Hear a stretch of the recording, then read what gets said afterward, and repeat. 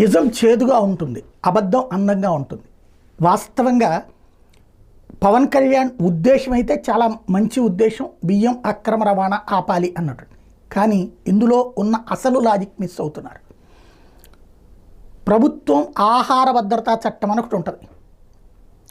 దేశవ్యాప్తంగా ప్రతి ఒక్క మనిషికి ప్రభుత్వం బాధ్యతగా తలకొక 5 కిలోలు ఇవ్వాలి. ఇది రాష్ట్ర ప్రభుత్వం, కేంద్ర ప్రభుత్వం. ఇందులో కేంద్రమే 38 రూపాయలు వేస్తుంది, రాష్ట్ర ప్రభుత్వాలు 2 రూపాయలు, జనం 1 రూపాయి, 41 రూపాయలు బియ్యం. ఇది రైతుల నుండి సేకరిస్తారు. రైతులు అన్ని చోట్ల సన్న బియ్యం పండదు. ఇప్పుడు ఈ దుడ్డు బియ్యం లేదా ఈ రేషన్ బియ్యమే పండుతుంది.